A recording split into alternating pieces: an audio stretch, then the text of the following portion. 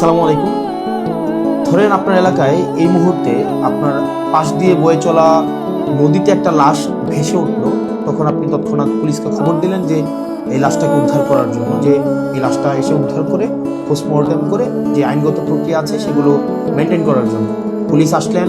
Police এসে সেই লাশটা আপনার বাসা থেকে ফর এক্সাম্পল 50 কিলোমিটার দূরে আপনার সদর হসপিটালে নিয়ে গেলেন। সেখানে পোস্টমর্টেম করা, সেখানে হচ্ছে ডোমকে রাজি করানো, তারপর হচ্ছে জানাজা, দাফন কাফন, এই প্রত্যেকটা কার্যক্রম পুলিশ নিজে উপস্থিত থেকে করলেন বা করেন। এটাই, পুলিশ ছাড়া এই কার্যক্রমগুলো কেউ করে না। অথবা কেউ হারিয়ে গেলেন, অথবা কেউ আত্মহত্যা করলেন, এই যে কার্যক্রমগুলোকে আমরা পুলিশকে দিয়েই হচ্ছে আমরা করতে হয়।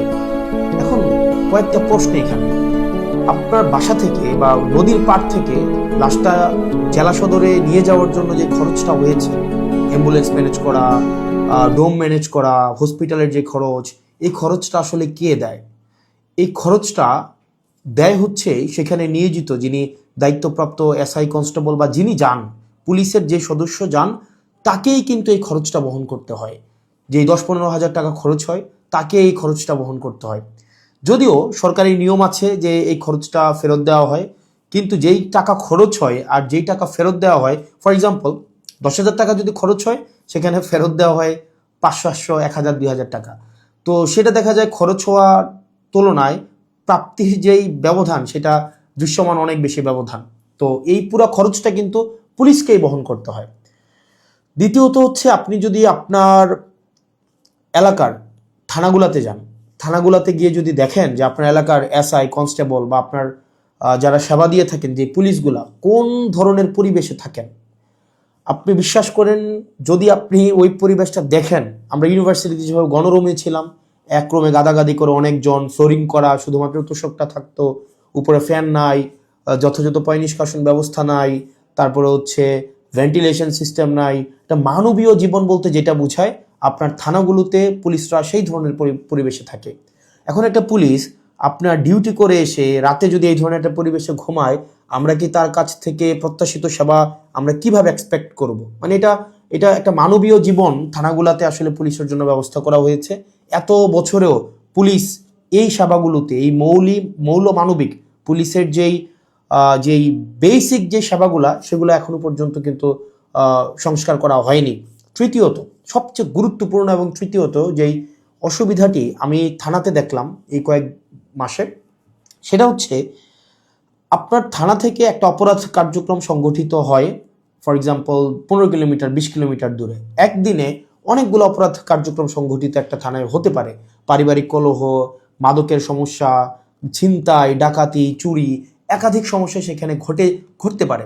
এখন প্রশ্ন হচ্ছে, একটা থানায় যদি আমার 16-17টা ইউনিয়ন, 20টা ইউনিয়ন, কোনো জায়গায় তারও বেশি ইউনিয়ন, প্রত্যেকটা জায়গায় যদি কোনো ধরনের অপরাধ কার্যক্রম সংঘটিত হয়, ধরি 10টা জায়গায় সংঘটিত হইলো বা 5টা জায়গায় সংঘটিত হইলো, আমার এই 5টা জায়গায় কিন্তু তাৎক্ষণিক রেসপন্স করতে হয়। এখন তাৎক্ষণিক যদি আমরা রেসপন্স করতে চাই, সেই জায়গাগুলোতে পৌঁছাইতে অবশ্যই আমাদের গাড়ির প্রয়োজন।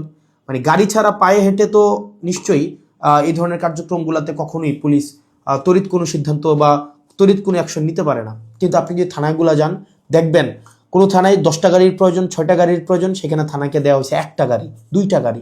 এখন পুলিশ তার বাসায় বসে থাকে না। আপনি কল দিলেন যে এখানে ঝামেলা হয়েছে, মানুষ মারা গিয়েছে, চুরি হয়েছে, খুন হয়েছে, পুলিশ কিন্তু আসতে হয়। তাহলে পুলিশ কিভাবে আসে?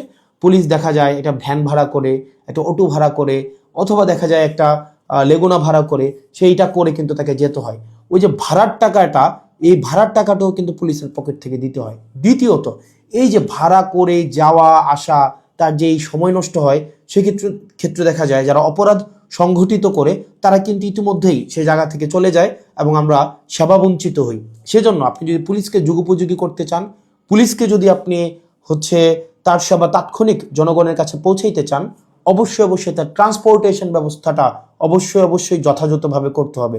আপনি পুলিশকে ট্রান্সপোর্টেশনের গাড়ি দিবেন না। গাড়ি বলতে এখানে একটা পুলিশকে একটা গাড়ি, এটা বোঝানো হয় নাই।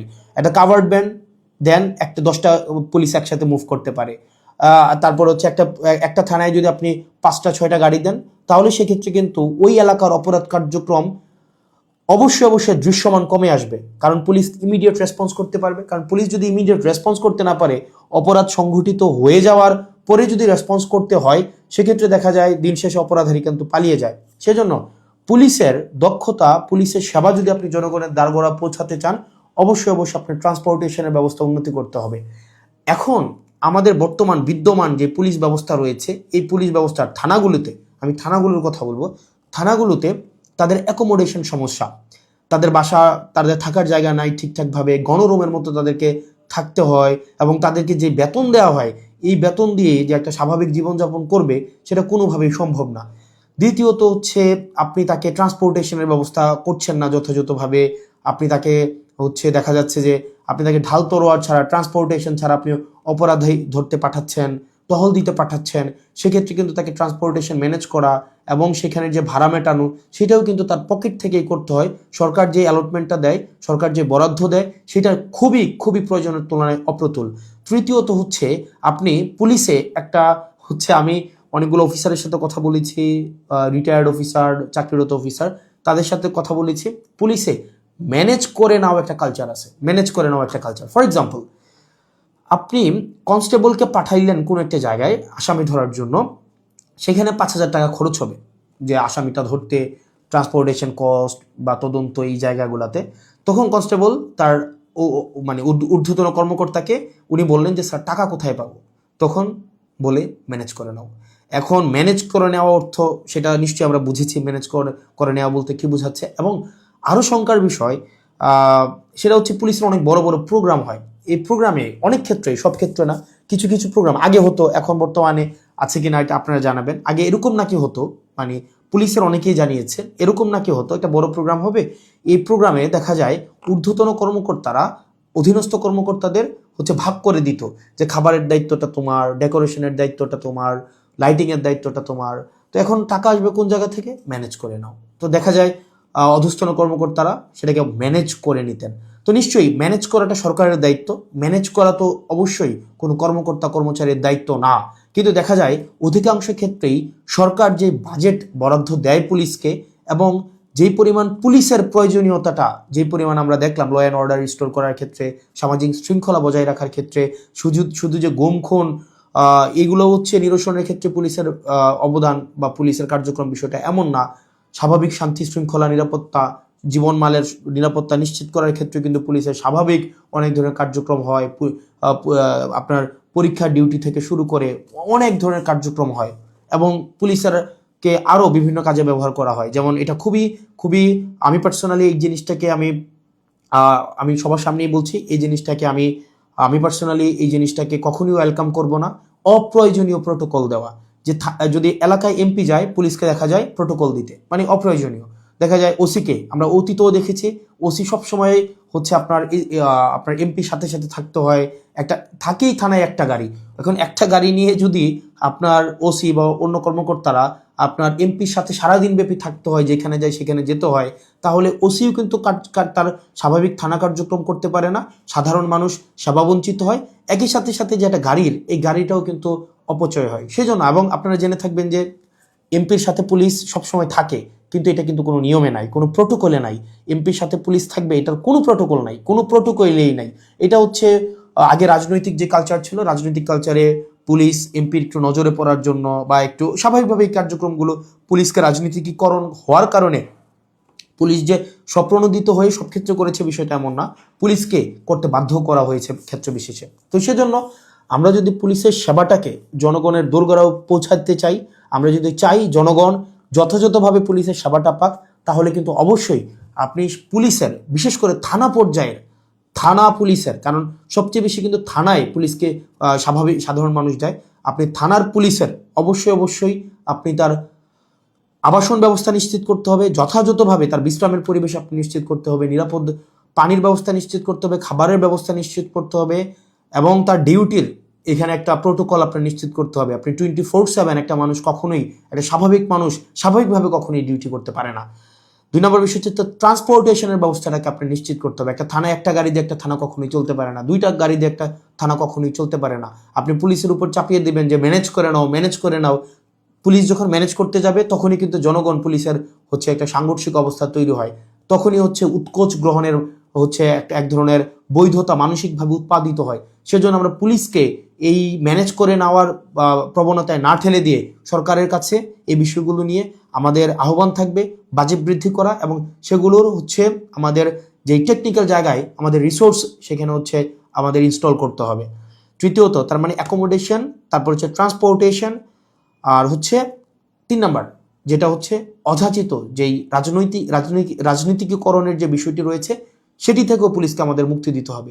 সাধারণ জনগণ এবং পুলিশের মাঝখানে কোনো মধ্যস্বত্বভোগী থাকা কখনোই উচিত না।